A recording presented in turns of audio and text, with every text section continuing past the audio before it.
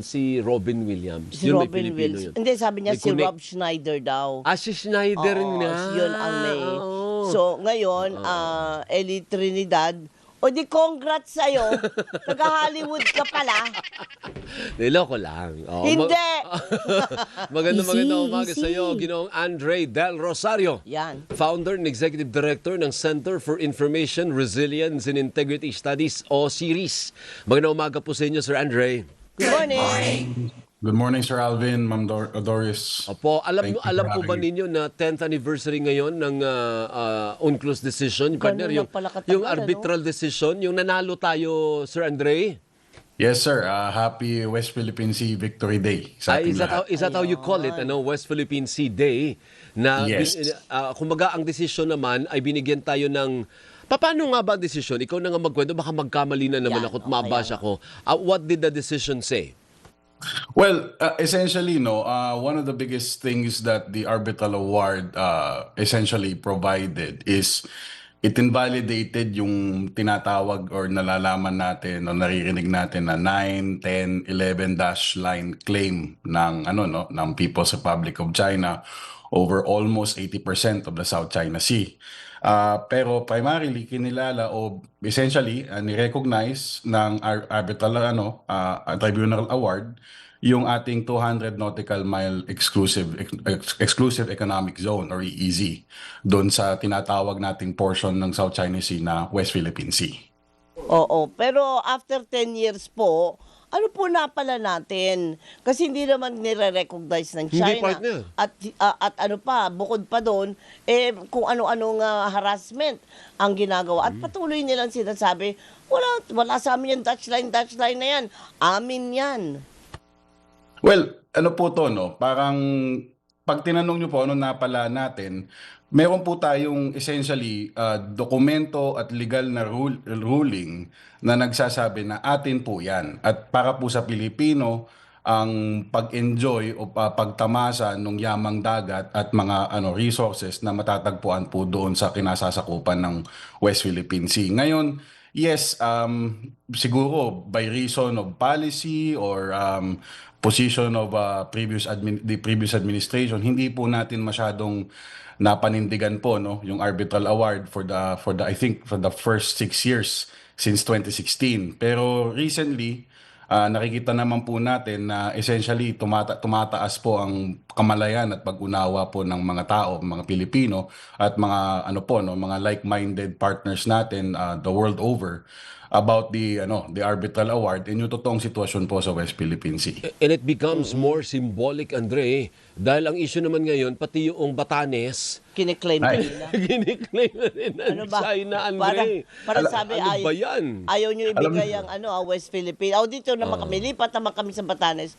Ano ba Go, yun? Andre. Well, alam nyo, hindi na, I don't wanna trivialize it, pero hindi na po bago to sa playbook ng People's Republic of China, Kung matatandaan po natin, I think a few months ago, possibly even last year, merong lumabas na parang infographic or graphic sa mga state media ng PRC na parang kinakarakterize nila na ang Palawan, yung island of Palawan daw, technically part daw ng China historically.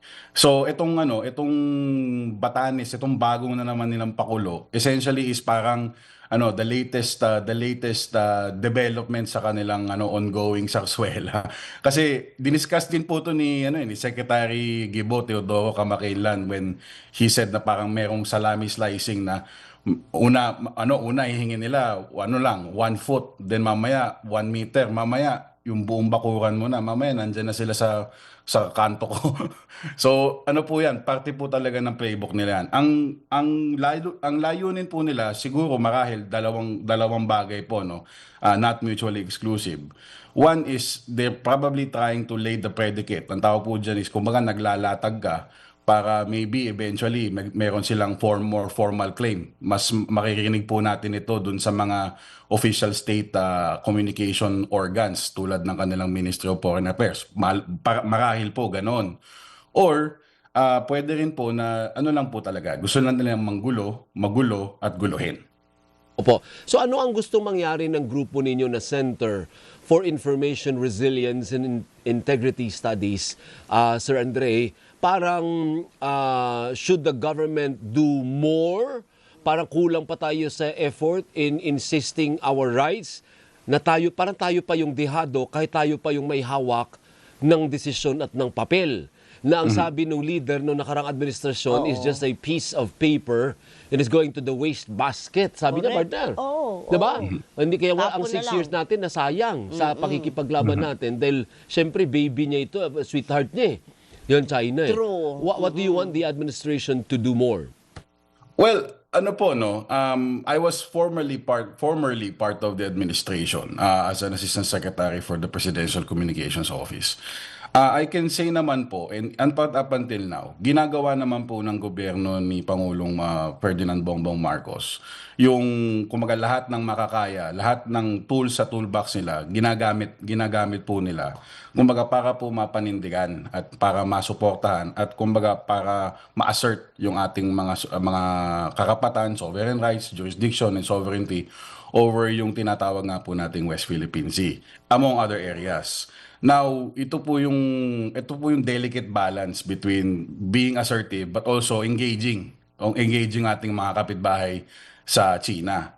So, I think the government is doing all that it can, pero I think sa pananaw po ng series, hindi lang po kasi ito trabaho ng gobyerno.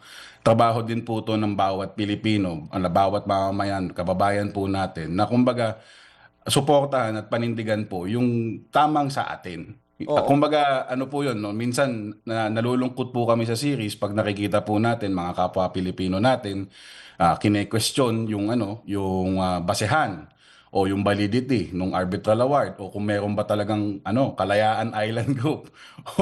Or minsan, ang mas malala po dyan, may mga kababayan po tayo, minsan mga kilala pang personalidad na parang punto por punto, bawat linya, line by line, ine-echo o pinaparot yung linya ng official lines na Magkano ang tanong doon, Andre? How much? Sir. Ang tanong magkano? Alam mo na. Hindi po natin masasabi. Sa akin po, ang dasal ko na lang, sana nga po magkano kasi mas nakakalungkot po kung talagang pinaniniwalaan nila at yun ang paninindigan nila. Oo, pero sa ngayon po, 10 years, dapat wala pa rin nangyayari. Tayo ang agrabyado. Yan ba ang tatanggapin na lang po ba natin ang ganyan sitwasyon for another 10 years? Kaya nga talaga, yung papel, asa na? Ano ba ang silbi ng papel? Or we need to do more? Yan. Ang nakikita po namin dito, no, kasama po ng mga partners natin is, again, we can always do more. Pero sa akin po, siguro simulan po muna natin sa sarili natin na kumbaga tayo mismo magkaisa, tayo mismo panindigan natin pag may nakita po tayong mga di kanais-nais, disinformation, misinformation or malinformation regarding the 2016 Arbitral Award and yung kumbaga yung tamang dapat sa Pilipino at sa Pilipinas, dapat po tayo mismo ang tumindig at labanan po natin o sagutin po natin yun. I think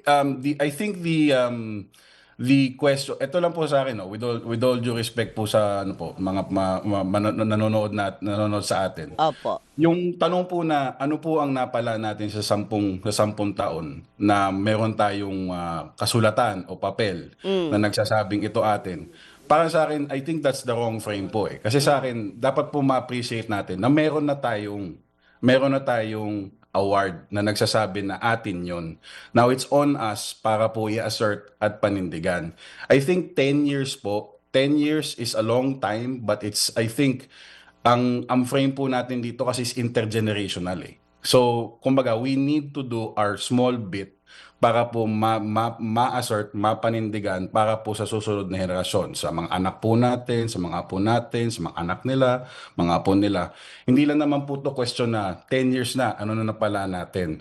Yes, marami pong oras na nasayang nung previous administration, pero I think with the current environment po and the current position of the administration, I think meron tayong oportunidad para makabawi dun sa lost time. At the same time, make up and push forward ground para po mapanindigan at ma-assert natin. Ngayon, paano po, I think sa amin lang po, no, paano po natin ma-assert yan? At least, bilang mga Pilipino, suportahan po natin yung mga, kumbaga, yung mga personalidad, yung mga organisasyon na kumbaga pinaninindigan at pinaglalaban yung ating national interest, yung ating interest sa West Philippine Sea. Alright. Okay.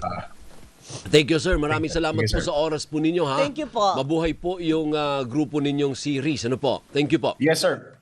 If I may lang, sir. Yeah, quickly. Sige po. Bilisan Yes, sir. nyo. Meron po kaming lalabas na na programa. Ang tawag po ay Pusong Bayani.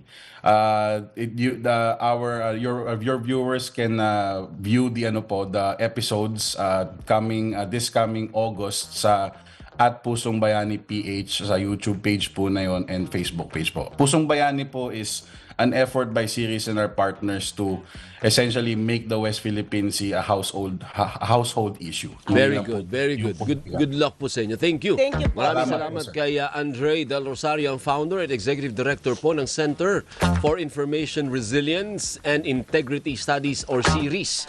Good luck po. Suportahan po natin yan kasi atin ang West Philippine Sea. Suportahan ta ka. Partner, akala ba ni Chang Ami siya lang ang may programa bukas? Ay, hindi si Chang Ami mamaya. Mamaya. Alam mo bang may wais consumer talaga? Pagka Sabado? Hindi Kaya ko mahal kita eh. alam. Kahit anong gawin, mahal kita.